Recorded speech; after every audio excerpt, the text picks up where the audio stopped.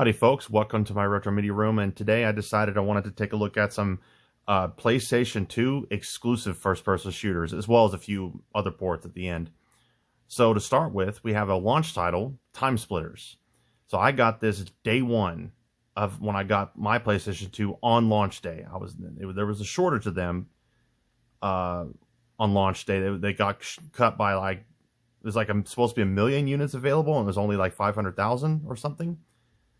And I was very fortunate, very lucky that my mom, and I was only a teenager, that my mom was able to go to the mall, pick up hers. Well, she went to pick up our reserved one. They'd sold our reserved one, and then they happened to have another one in another spot that somebody else had reserved that they hadn't picked up on time yet. So the manager said, just give her that one then. Like, go ahead and give her that one. She's here. And you all, sold hers that she had reserved, so give her that one then, because he's not here yet. So boom. And then she walked away with it, and thank God didn't get mugged or something, because people were going crazy, right? People were nuts. So anyway, so that was my PlayStation 2 launch day, for her, when she went and got that and brought it home. Bless her for that. So Time Splitters, I love this game. It's very nostalgic. It was one of the early, I don't want to say, maybe it was the first console first-person shooter to have a 60 frames per second target. Now, it doesn't meet it a lot of the time in the game, of course, but it is a generally 60 frames per second game, as much as it can hold it, right?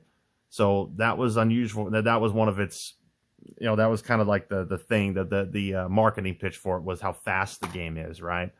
And of course, this is one of those the earlier PS2. The metallic blue, the beautiful dark metal. I love this color. It's probably my favorite color. That on the discs, instead of it being just a plain DVD.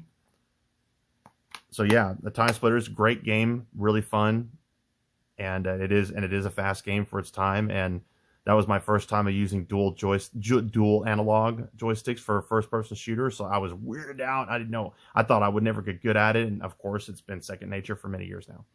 All right, so that's Time Splitters. Next is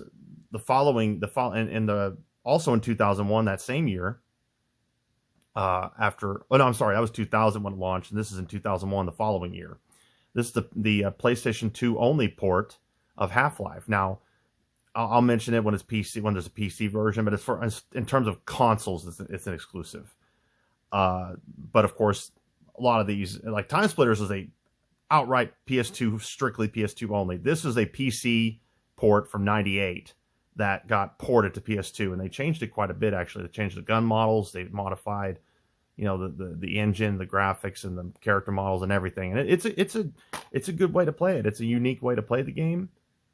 That was how I played the PC version originally when it came out, so I was fortunate to actually be able to play it on PC when I was a kid, and blew my mind. And around the time I was playing GoldenEye and other stuff, and I played Half-Life, and but this PS2 port was a great way to re-experience it. So and also to note, there is a Dreamcast version that exists, but it was canceled last second. I have a bootleg of that I'm able to play, but it wasn't officially released, so that makes this a console exclusive.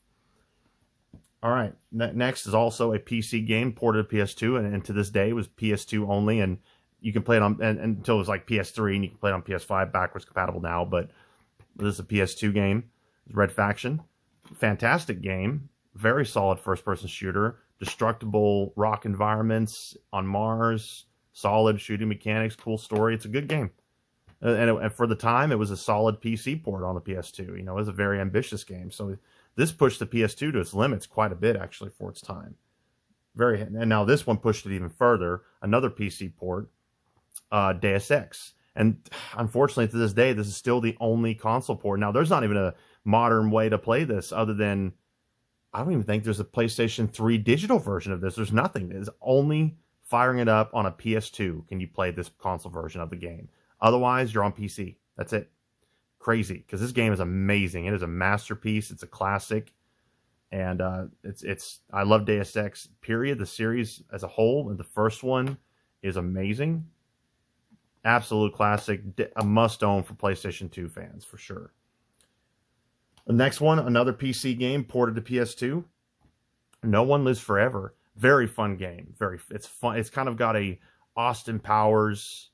It's kind of like a hybrid of Austin Powers as well as James Bond in terms of it's not completely goofy, but it is kind of goofy, but it's not completely serious, but it's also kind of serious, right? So it's a blending of the two a little bit with the female agent, and it's witty, it's funny, it's fun. The guns are fun. You know, it's a cool game. It's great. It's a very good PlayStation exclusive for the console, at least for far as consoles of this release anyway.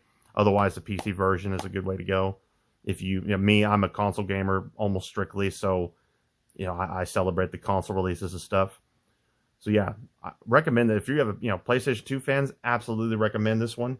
Now, the next one is definitely a personal favorite of mine, is of course Killzone, and the only other version of this that you can play is on PlayStation 3, the remastered on PlayStation 3, which is a good way definitely a better way to play it.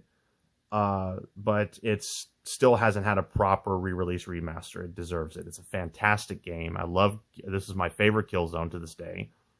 And even though the development team didn't want to coin the term Halo killer, but some of the marketing went that direction. And no, it's not a Halo killer, but it is absolutely a killer app for first-person shooters on PlayStation 2 at the time, when Halo was amazing, Metroid Prime was amazing on the GameCube, and Halo on Xbox. This was kind of PlayStation's answer to having their own flavor first-person shooter exclusive, and it's a great game. I love Killzone. All right, next, another exclusive. This is a strictly PlayStation 2 exclusive, is Cold Winter. I've been playing this game recently. It's a solid game. It's surprisingly gory. And it actually makes Soldier of Fortune a run for its money, or gives it a run for its money. And it's a solid game. It's pretty cool. It's a cool game. I like it. It's a good hidden gem of sorts for exclusive games on PS2. So I recommend Cold Winter. All right, and quickly we'll go through some of these other ones. So now we have Unreal Tournament. There's a Dreamcast port of this as well, but otherwise it's primarily a PC game.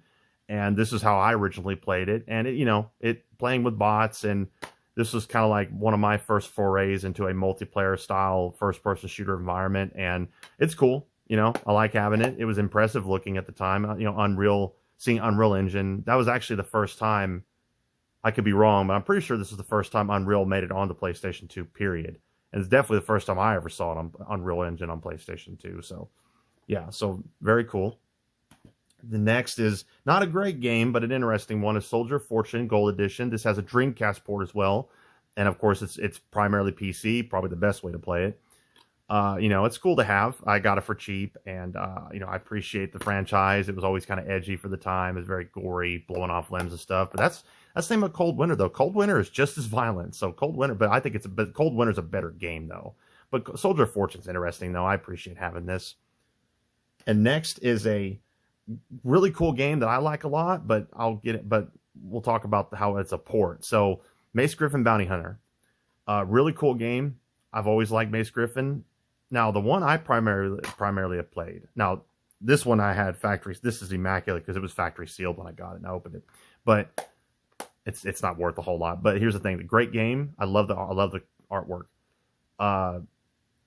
The Xbox version is far superior. The PlayStation 2 version, in comparison, is just like almost night and day. They really had to dumb it down to get it to run on PS2. The Xbox version is far superior. But still, if you only have a PS2, hey, it's a good romp. Still a good way to play it. Now, finally, we have Serious Sam, The Next Encounter, which is a GameCube and PlayStation 2 console exclusive.